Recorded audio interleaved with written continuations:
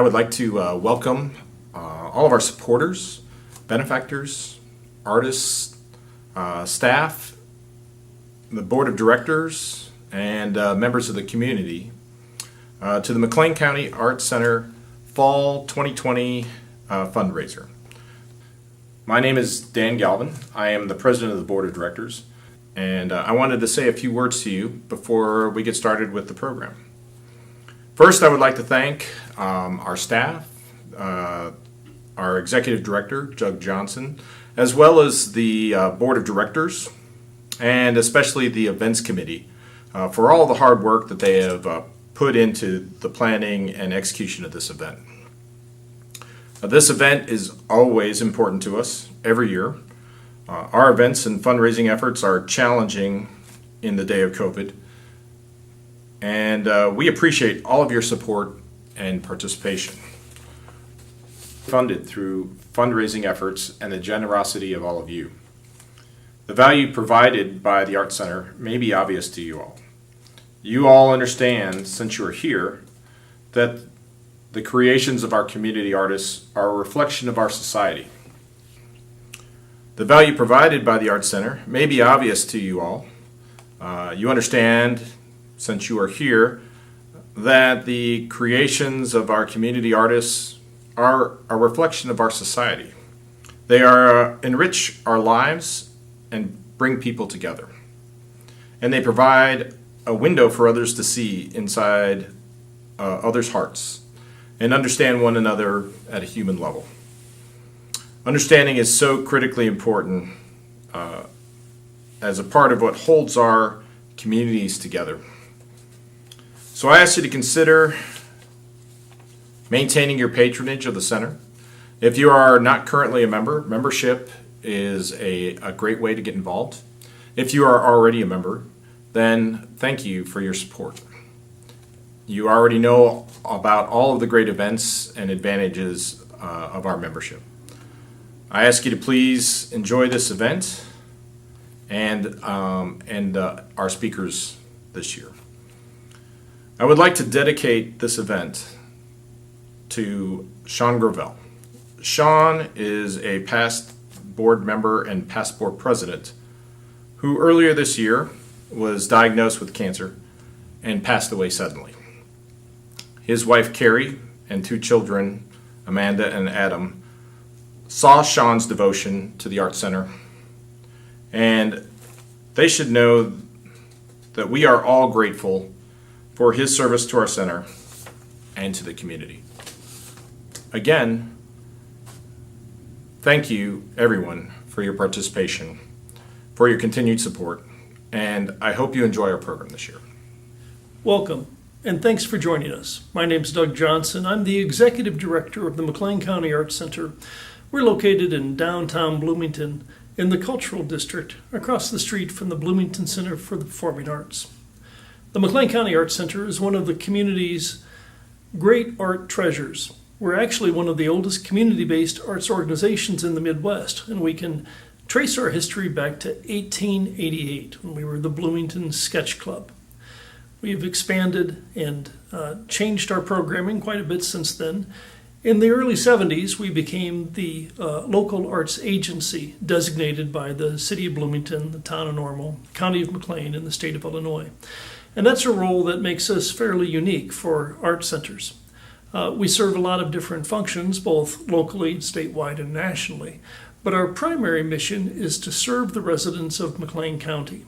And we do that through a terrific brand of arts programming that includes 16 exhibitions per year in our 3 gallery spaces, and about 50 classes in our 3 classrooms, which includes ceramics, drawing, and painting, with an emphasis for adult learners.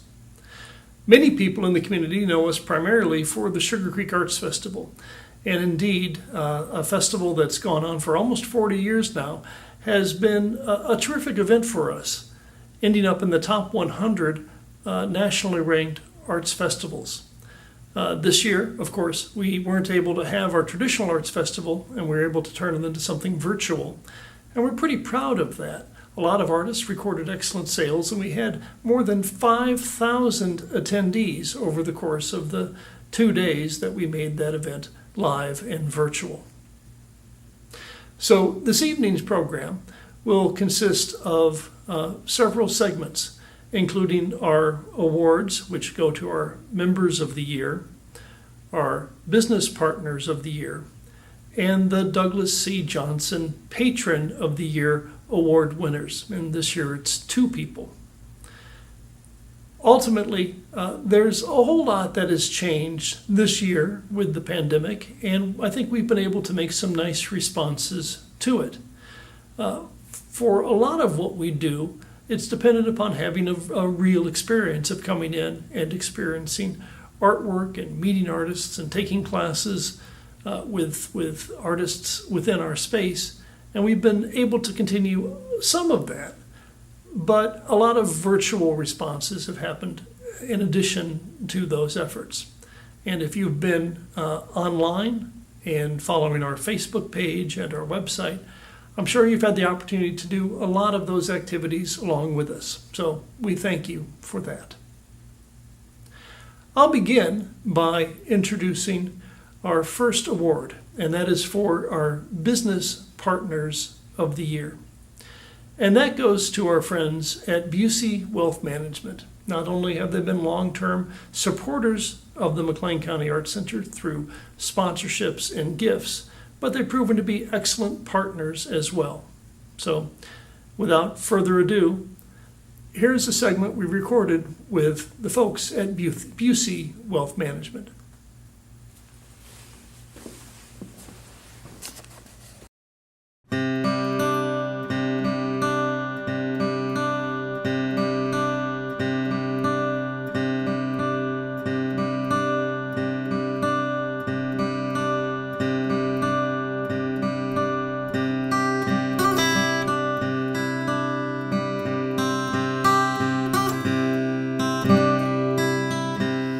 Hi, my name is Brett Peterson. I am the Director of the McLean and Livingston County Busey Bloomington Wealth Management Department.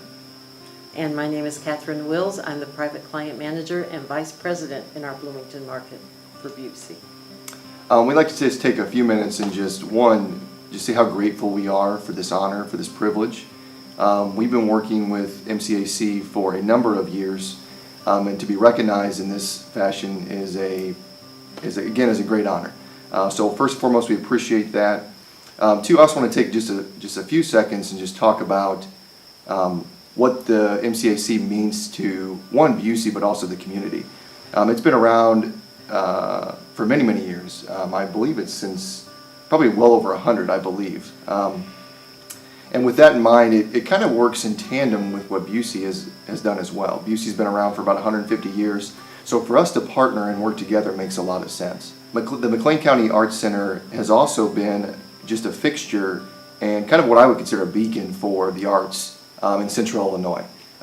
Growing up on a farm very close to here out in Colfax, I've known of the McLean County Arts Center for a number of years, and to have that ability to come from a small town and visit Bloomington and be exposed to local artists, have this kind of venue, have this kind of culture, as it were, has been a very meaningful thing, not only to me, but I feel like many others as well. So again, just a heartfelt thank you for the support, and again, we're looking forward to working with you in the future as well. So thank you. One of the really fun things we do in Busey Wealth Management is to host events for our clients in a way to connect our clients with other people and relationships at Busey. And one of our very favorite events was hosted right here in a gallery, and still people talk about that as a real favorite and a time to be together in this beautiful building. As a native of Bloomington, Illinois, I can speak to this building and the value of the relationship with our community the McLean County Arts Center has enjoyed, particularly the festival downtown, the art festival, and just coming here and being a part of this beautiful culture in this building has been a real privilege. So we thank you for letting us be a part of that relationship. When I began as the executive director here at the McLean County Arts Center almost 18 years ago, we had a small permanent collection, a lot of items that were given to us from estates or gifts directly from artists. And it was a nice part of our programming, but not a particular point of emphasis. With the leadership of Paul Harmon, who was a board member, we were able to readdress that programming. And now we have a secure off-site location where we can store that expanded collection. And every 3 years, we host an exhibition which features works from that. We've been very fortunate in that we've received some rather significant gifts. And we always appreciate the thoughtfulness of the community as they share their legacy of artwork with us and to Bloomington Normal at large. A lot of that is, of course, due to Paul Harmon pushing the idea for that portion of our programming more to the forefront, and we greatly appreciate that. So allow me to introduce our members of the year, Paul and Sandra Harmon, who, because of their long-standing roles in the community, almost go without needing an introduction, but we're grateful for their commitment to the arts and to the McLean County Arts Center, which extends well beyond any single organization. Their leadership with our group and the BCPA and the Heartland Theater team have made a tremendous impact for the cultural life of all of our residents. So without further ado, here's Paul and Sandra Harmon.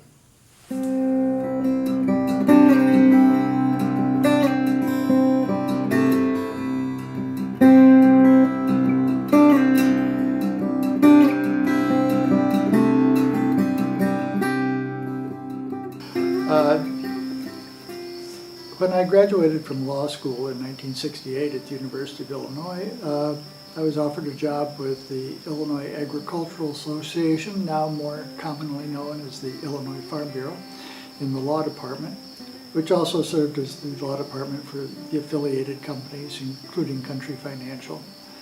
So in '68 we moved to the community, got a little bit adjusted, joined a club or two, and then in 1972 Sandy worked on Carol Reitan's campaign for mayor in Normal, which got me introduced to Carol, and she appointed me to the Planning Commission in 1972 after she was elected.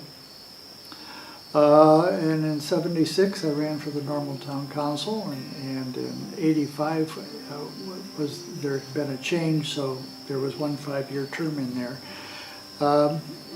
I was going to retire from the council, and Dick Godfrey decided not to run for mayor, and the other council members decided they didn't want to run for mayor, and they asked me to run for mayor, and so I ran for mayor and did that. Was mayor of Normal from '85 to '93. When I stepped down from that, I was chairing what was then known as the Chamber of Commerce and Economic Development for the Bloomington Normal area, which was sort of an amalgamation of the Chamber, the Economic Development Council, and the Convention and Visitors Bureau, and I did that for a couple of years. Decided to step down from that, and I told Mayor Carricker, who was then the mayor of Normal, that I thought I'd done about everything I wanted to do locally unless a position came open on the airport board, which, due to the unfortunate death of one of the Normal appointee at the time, came up in about 4 months after I had stepped down. So I was then spent the next 17 years on the what is now the Central Illinois Regional Airport Board, 9 years as chairman. And after I got off that, somewhere in there, I think I was on the board here for a couple of years and was vice president, I think, in that time span. Was on the board for the Illinois Prairie Community Foundation and served a couple of years as president, and then was called back and served as a one-year presidency. So I was on that board for about 10 years. And then I was getting old enough, I decided it was time to get off of boards.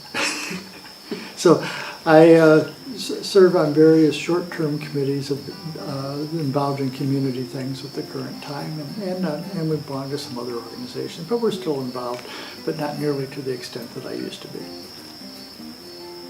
I'm not nearly as have the impressive resume that he has, but when we moved over here, I got a job teaching at ISU, and while I was doing that, I also worked in the doctorate in Doctor of Arts in History at ISU.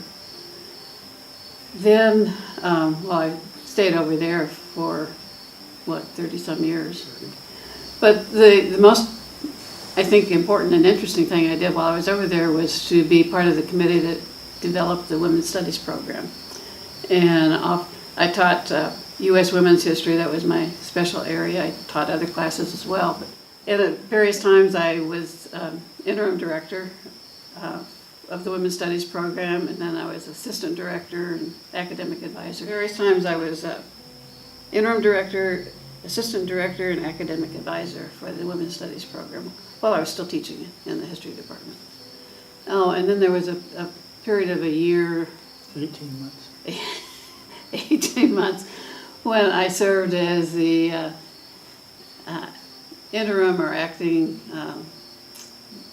director of affirmative action. They've changed the name over there so many different times now. I don't know what it's called today, but I was the assistant to the president for affirmative action. Right.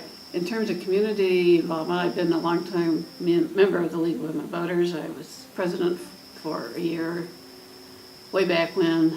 I've been on the board a number of times.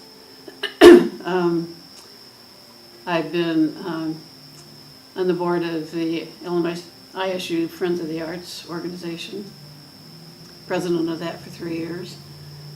Let's see, what else? Museum? Oh, yeah. I've been on the board for the History Museum since about 2000, and I served as secretary of the board for a number of years there. And let's see, in retirement, I've been active in ISU Senior Professionals. I served on the board there on the Education Committee. And let's see, what else? Oh, we've been very active in Heartland Theater over the years, and I was one of the early secretaries of that board back when it was just getting started. And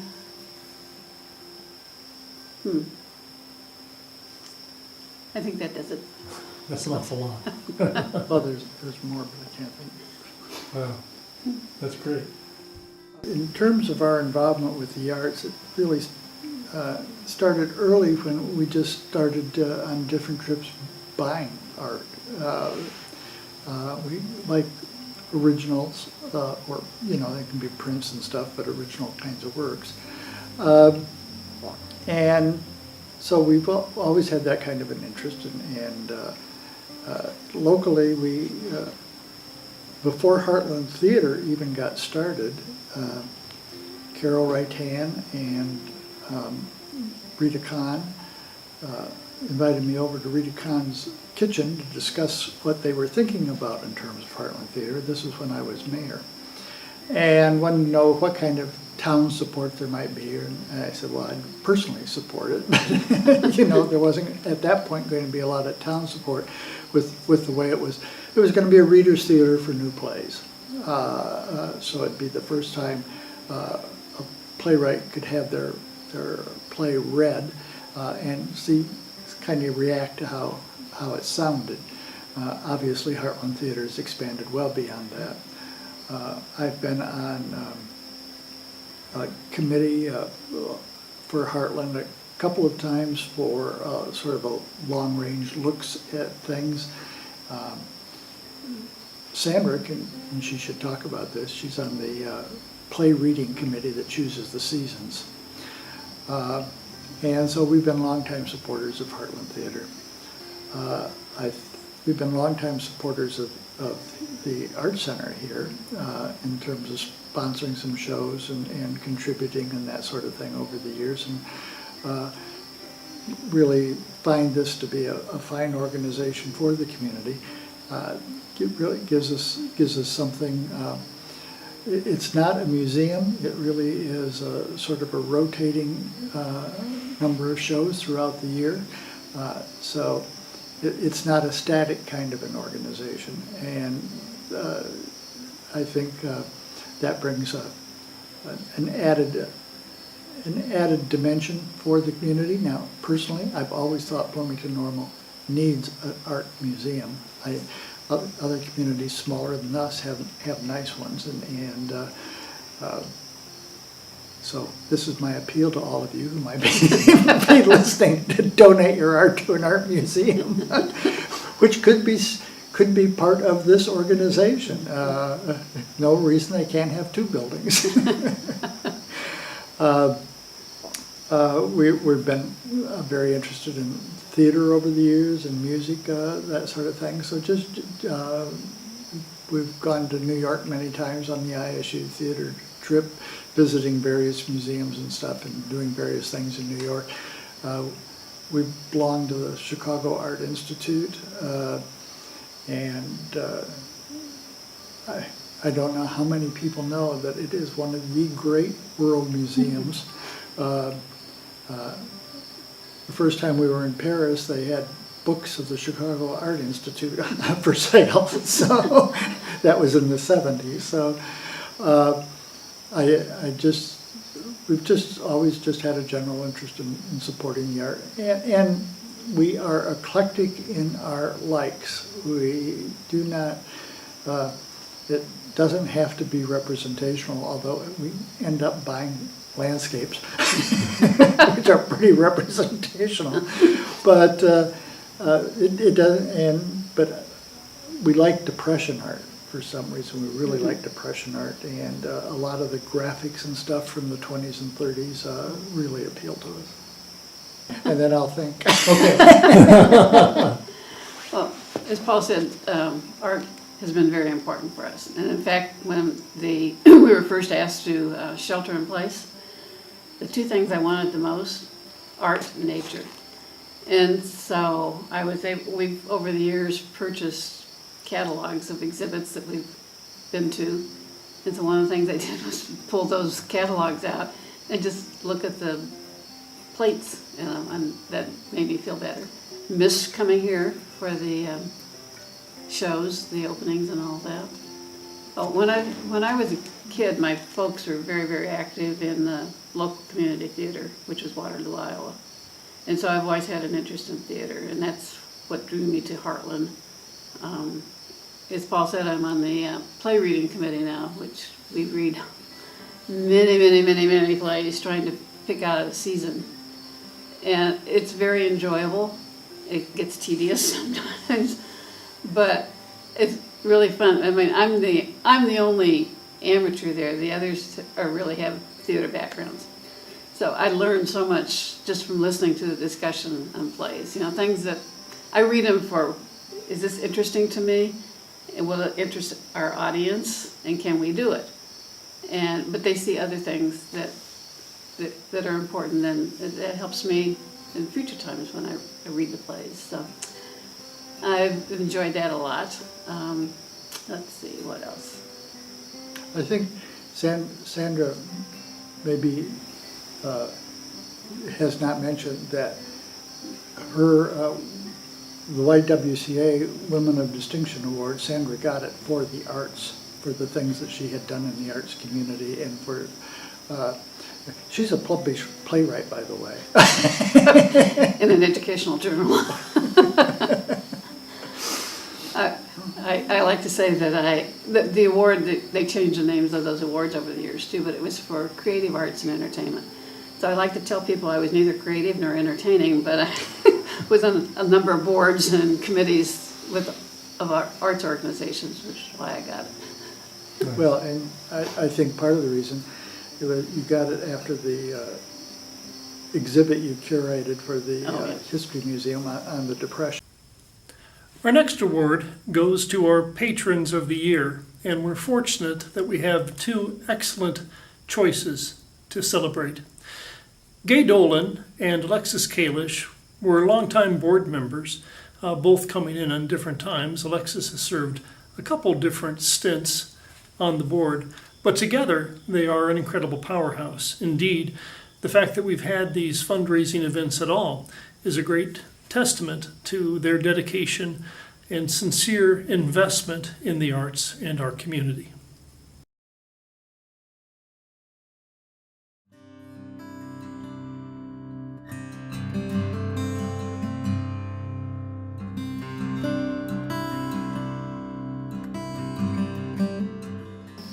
My name is Gay Dolan, and I am truly honored to be selected as a recipient of the Douglas C. Johnson Patron Award and to be a co-recipient with Alexis Kalish. So I'm Alexis Kalish. I have served on the Arts Center board for 4 different sessions, and I'm also very proud to be part of this McLean County Arts Center community, and I'm delighted to be here as a recipient of the Douglas C. Johnson Distinguished Patron Award and to share that with Gay. Back in the early 1990s, a friend of mine became the executive director of the McLean County Arts Center, and she asked if I would like to volunteer to help out with an event. That was Art in the Park. It was planned by Artie Nowers and Georgette Shoup. It was a big white tent in Franklin Park with lots of white lights, and I remember Artie making a whole bunch of pumpkin cheesecakes to serve for dessert. After that, they asked me if I would like to be on the board of directors. I accepted that. And one of my fondest memories is when Kim Piotrowski was the executive director. Kim is an abstract artist who lives in the Chicago area. She and I used to host bus trips to various art exhibits. We had a great time, and she's a dear friend today.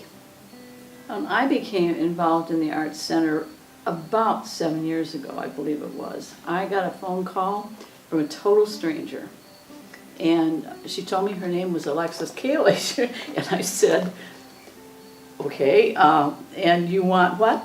And she asked if she could meet with me to discuss being more involved with the Arts Center. I knew very little about the Arts Center at that point in time, very little. I had gone to Sugar Creek, and I'd been to Spring Bloom because it was just down the street from me where I lived at the time. And she didn't ask me for my social security number, so I thought, well, I'm okay. I can meet with this woman and have coffee.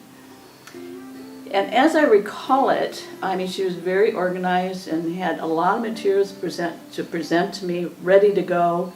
And I thought, oh, wow, this is impressive. But I think I told her I'd think about it. And so I did, and as I recall, is this how you're remembering it, that I said I would think about it? And then I got back to you? Okay. Quite possibly. At any rate, I guess I didn't think long. And so I've been involved with the Arts Center for that period of time. I did toddle along behind her for quite a while because I wasn't sure what I was supposed to do, and so I did whatever Alexis did. And that went on for a while until I think maybe she went on vacation or something and she wasn't there, and I had to figure it out by myself. And by that time I'd probably had about a year's experience. So. And what I remember about that meeting at Coffee Hound was that I felt like I was being interviewed. I thought I was checking out a potential board member to see what they might have to contribute, where they might fit in, if it was a match. So I'm glad, I am very glad that it worked out as well as it did. As am I.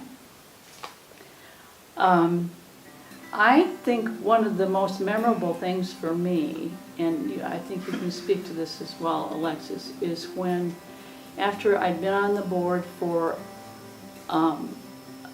about a year, and they needed a new chairperson. I found myself sitting in that seat. I'm still not sure how I got there, but and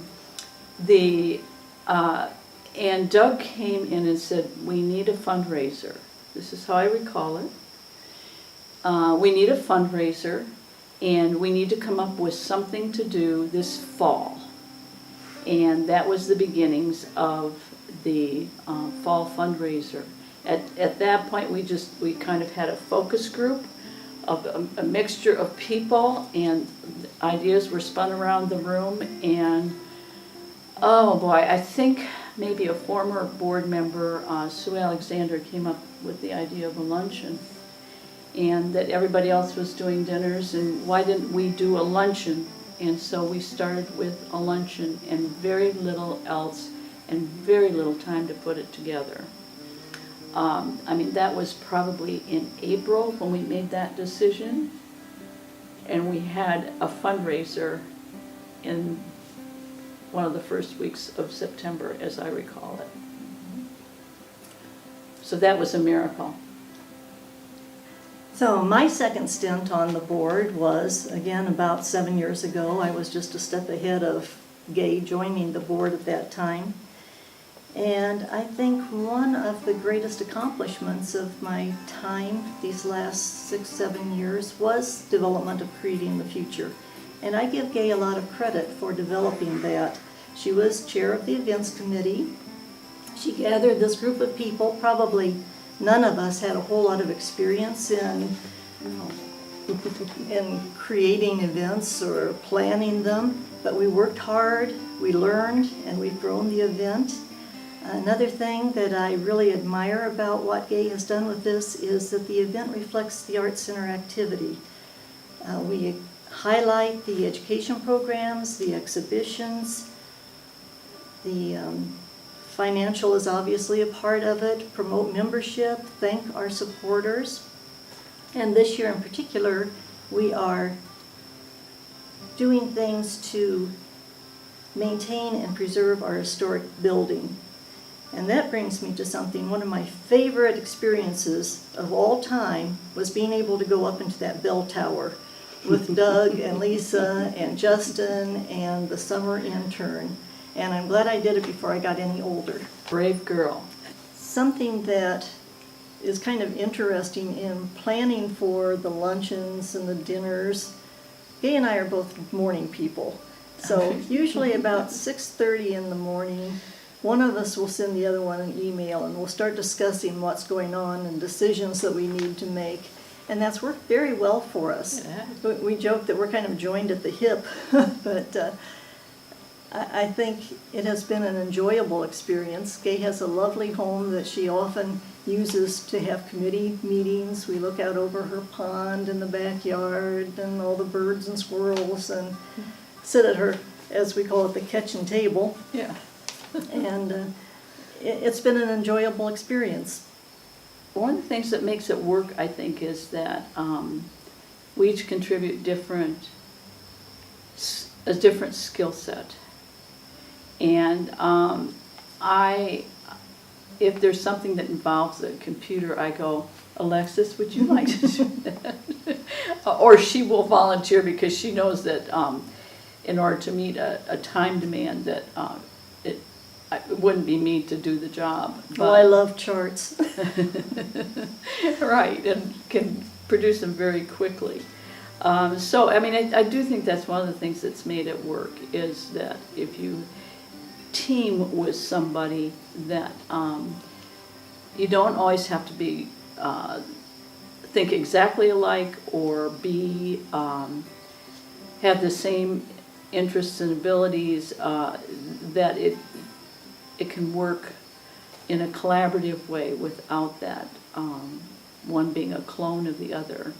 Anyway, it's been a wonderful, really wonderful kind of collaboration. I've loved it. It has, and we are really enjoying working with Kimberly as well. She brings a lot of talent and good promotional ideas to the job, and I think that will just make everything all that much better. Mm-hmm. Mm-hmm.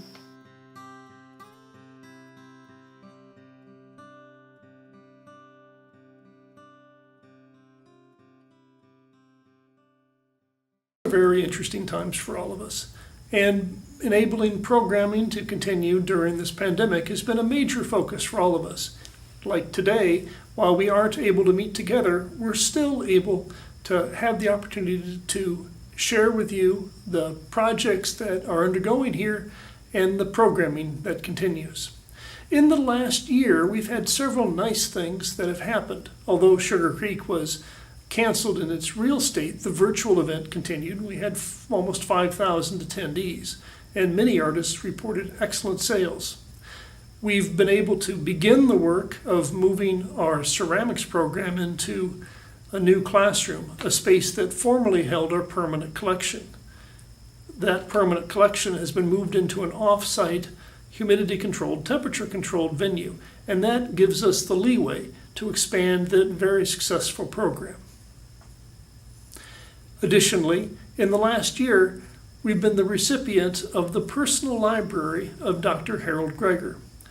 Dr. Greger, of course, was the retired distinguished professor of fine arts at ISU, and his expansive library, a gift from his widow McLean, has allowed us to create a large sharing library in our classroom space. Our funding focus for this year's fundraiser is our building issues. You can't have a building that's this age without having some issues, and as I've said many times, we love this building and we hate this building. There's so much wonderful architecture and so much love that it requires that it gives a lot of focus for our day-to-day operations. At last year's luncheon, I talked about the possibility of a capital bill moving through Springfield, which could help us address many of these issues. I'm happy to announce that with the assistance of Senator Bill Brady and signed by the governor, that bill has now passed, and the McLean County Arts Center will be the recipient of $100,000 for us to address roofing issues, electrical issues, parking lot, tuck pointing, and the list goes on and on. Ultimately, there'll be a matching requirement for that $100,000, and we're hopeful that with your help, we'll be able to meet that obligation. I'm Crystal Lyon, and I'm the Education Coordinator here at the McLean County Arts Center. And one of the things that we put into motion during the quarantine was the Stay-at-Home Art Challenge, which was wonderful for our community. It gave us a way to connect with them, to offer activities and creativity to families who were all of a sudden were all at home. We also took the time during quarantine to do a lot of work in our education spaces. We turned 2 classrooms in a storage space into 3 classrooms. And so now we have lots of room for social distancing and for ceramics classes, which are full to the brim, and all the creativity that happens downstairs. We also have a new library downstairs, which is a huge gift from Harold Greger.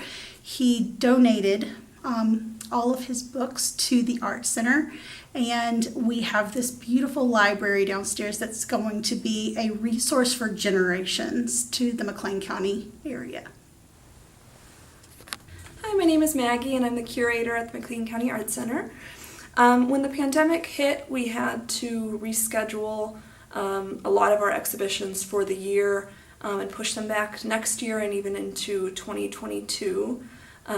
Even if we hadn't had to shut our doors, there were some artists that had their work being held by other institutions, so they simply didn't have their work to show. But while we were shut down, we were able to direct people to our online repository of exhibition videos, so people were able to take in our past exhibitions maybe for the first time.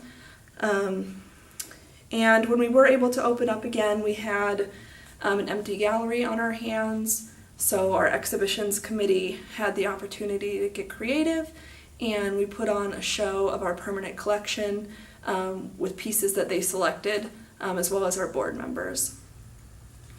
We would like to thank our community of McLean County, as well as our members, numerous volunteers, board of directors, interns, staff, and our executive director, Doug Johnson, for his leadership and dedication to a cause that he truly believes in. This year, we're asking community members and businesses for your financial support of our Fund to Need sponsorship opportunities. Your contributions will directly help us to be able to renovate and make necessary repairs to the historic 111-year-old former church the Art Center is housed in. Our building was designed by famed local architect Arthur Pillsbury and allows us to offer over 50 different arts education opportunities, a wide range of exhibitions and events each year. By joining us as community partners in the arts, your funded need financial contribution will make a significant contribution to our community. Our keynote presentation comes from 3 different speakers. Terry Bush was executive director of the McLean County Arts Center when we acquired this facility and moved into it. And he offers a nice perspective on that shift.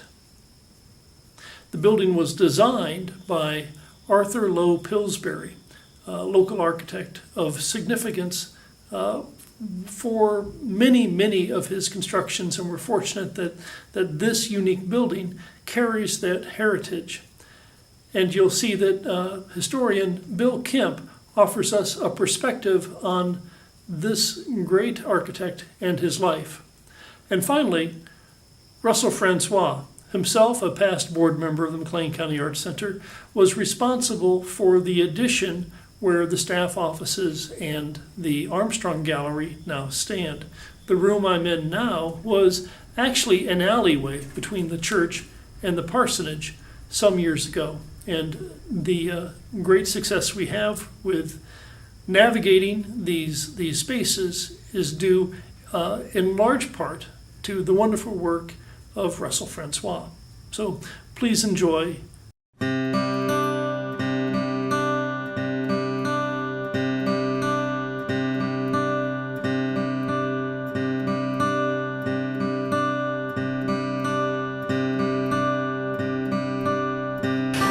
I'm Terry Bush, and I was the first director of the McLean County Arts Center, hired in September of '77, I believe it was, and stayed until January of '81, which put me right in the middle of the Arts Center's move from leased space at 210 East Washington Street to the current building here on East Street. When I was hired, the Art Association had just kind of made its move from the Russell Gallery of the Withers Library. The ceiling there had collapsed, and the Art Association had to make a decision about whether to simply move, remain a private organization, disband, whatever. They decided to make the leap and become a public arts agency and to establish the Arts Center. So they leased the second floor of the old Bloomington Club building, which stood at 210 East Washington Street. Opened up sales and rental gallery, a used bookstore, exhibition gallery, and continued a visual arts education program that had actually started during the bicentennial. The education program was really being run independently, but eventually became an integral part of the Arts Center. In 1979, the lease on that space was up, and we were notified that we had to vacate. The building was slated for demolition. And so again, the Art Association had to make a decision about its future direction.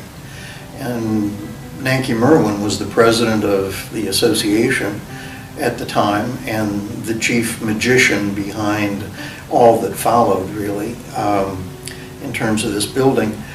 The association committed to finding permanent space. They were done leasing space. They wanted to have their own home.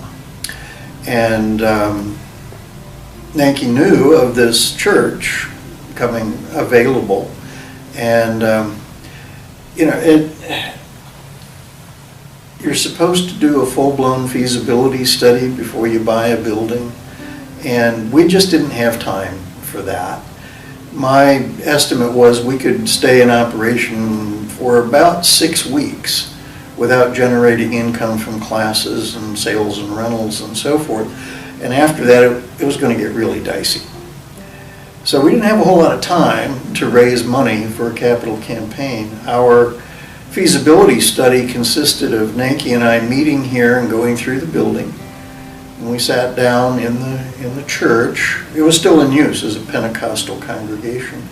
And we sat down in the church and we looked at each other after looking the building over a couple of times.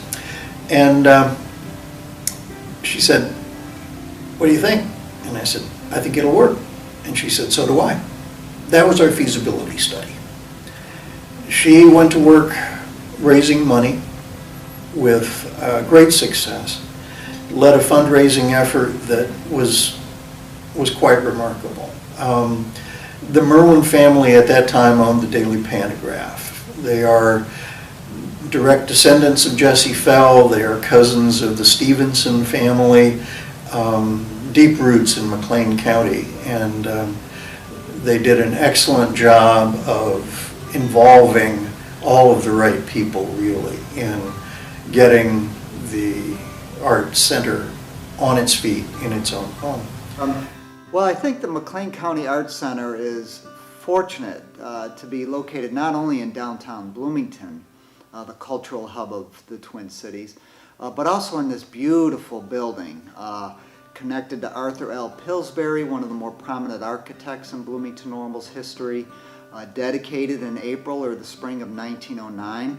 It's really one of the few examples of mission revival, if you will, architectural style in the building. And that was a style popular in the late 19th and into the early 20th century and somewhat predates the Spanish colonial revival, Spanish architectural revival that really takes off in the Twin Cities in the 1920s. So here is a beautiful early example of mission revival, and not only that, but done by Arthur L. Pillsbury, probably the most well-known architect associated with Bloomington Normal. Research done at the McLean County Museum of History, we have identified around 435 residences connected to Arthur L. Pillsbury. He was somewhat kind of a society architect. He had connections to Bloomington Country Club. As the city of Bloomington was growing to the east side, a lot of homes, for example, on East Washington Street are Arthur Pillsbury's. He worked well in kind of the old Americanisms, kind of the vernacular, somewhat style. A lot of well-to-do people were interested in, such as Georgian or Federal style. But he also worked well in more modern styles of the early 20th century, such as arts and crafts. And he was known to really combine different styles. So he had really kind of an eclectic overall style, personal style. So he worked well in Gothic architecture, in even Rococo or Baroque. And we see those examples throughout Bloomington Normal. So not only 435 some residences, we've identified probably more than 70 commercial buildings tied to Arthur Pillsbury. The downtown Bloomington fire, the Great Bloomington Fire of June 19th, 1900, decimates 4.5 to 5 city blocks of the central core of downtown Bloomington, and Pillsbury is one of several architects that plays a major role, a fundamental role in reshaping the built environment of downtown Bloomington. And there are more than a dozen buildings associated with him post-fire. And we know some of those, such as the McGregor building, which is now the Gregor Art Gallery building at 311 North Main, kind of in a, I guess, a neoclassical style, a 3-story commercial building, which he was known for. Not only, so we have residences, commercial buildings, 17 banks associated with Arthur Pillsbury, but for our interest here is the 30-plus churches he was associated with. And this is certainly one of the finer ones, and many Pillsbury churches no longer survive. This building dates to 1909, as I've mentioned. After that, we have First Christian or the Disciples of Christ Church in Normal is opened in 1912. That's in Arthur, Pillsbury. And then a year later, First Presbyterian Church in Normal is built. Both of those structures are gone. There is a surviving Pillsbury Church on the old northwest end of Normal. That would be the United Brethren Church, now owned by Eastview. But this is one surviving example of a Pillsbury church, and done in a mission revival style. So we have kind of the hallmarks of mission revival here in this lovely, what is now the McLean County Arts Center building. So we have decorative parapets. We have rounded or arched doorways and windows. We have that kind of beautiful square tower, Mission Revival, kind of a hallmark with kind of an arcaded upper story. We have the barrel-tiled, slightly low-slung roof. So this is a very distinctive building, and I think the McLean County Arts Center has been a central part of the downtown scene, going all the way back to its long association with Withers Library. In fact, I think of the McLean County Arts Center, its true birth really being in the early 1920s with the Bloomington Art Association. And the Art Association had a gallery in the old Withers Public Library in downtown Bloomington beginning in the early 1920s until Withers Library is raised in the mid-1970s. And then, of course, the Art Center moves into the old Congregational Church here right next to the Bloomington Center for Performing Arts. So as downtown Bloomington begins to remake itself and become a vibrant cultural hub for the Twin Cities, we look at things like the Grossinger Arena. We look at the McLean County Museum of History. We look at the Bloomington Center for Performing Arts, and we can't forget the McLean County Arts Center. So these are the cultural institutions that are really going to lead, I think, the rebirth of downtown Bloomington, that will really play a crucial role in that. Graduate of LSU, School of Environmental Design, and I remember one of the professors saying that do yourself a favor. He said your first 5 years, 10 years, if you want to live in Louisiana, go practice that first decade elsewhere, because you'll be able to live in Louisiana more comfortably if you do. I said all of that to say this: I have a very long history with this building. And it's more from the social. I came up here working with the church at the time that was occupying this building when it was a church. They had bought the old Christian Science Church, so they said, let's re-up this building into an office building. And they did re-up it, and at that time it combined this residential piece with the main building. Would I do that today? Absolutely not. Am I embarrassed about a lot of it? Yes, I am. Thankfully, I've had another 30 years. I haven't returned to Louisiana, but it might have been really good advice from that professor a long time ago to do your mistakes elsewhere. Having said all of that, it has worked. I'm not sure about the visual continuity from a design. Nevertheless, what I do remember is that the transition, how important that piece was. The church was vacating.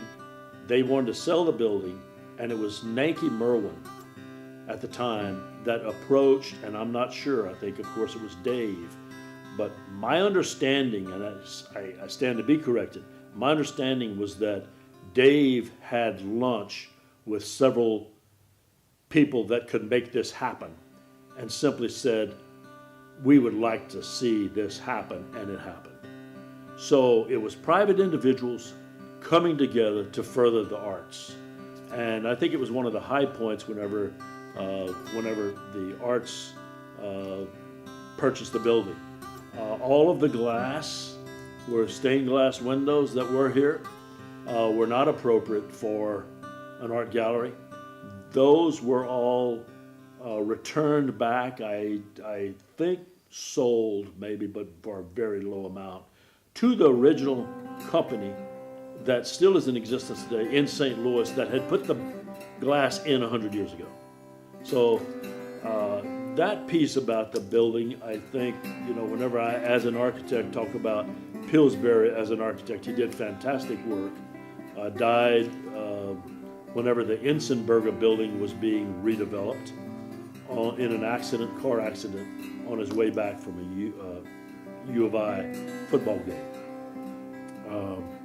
But the building, I think, mission style, has had a presence for a great long time. When this building was built, I think New Mexico was not a state yet.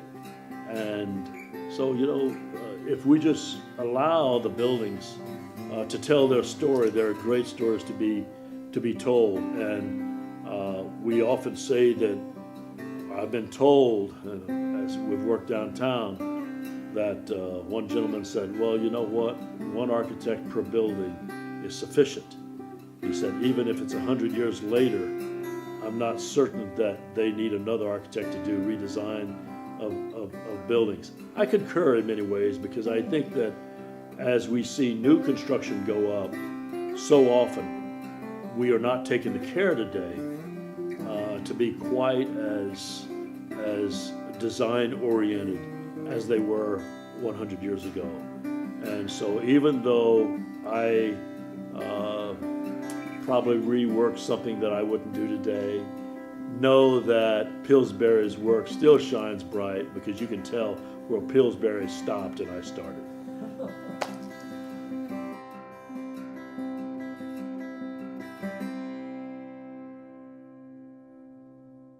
Thank you for joining with us today.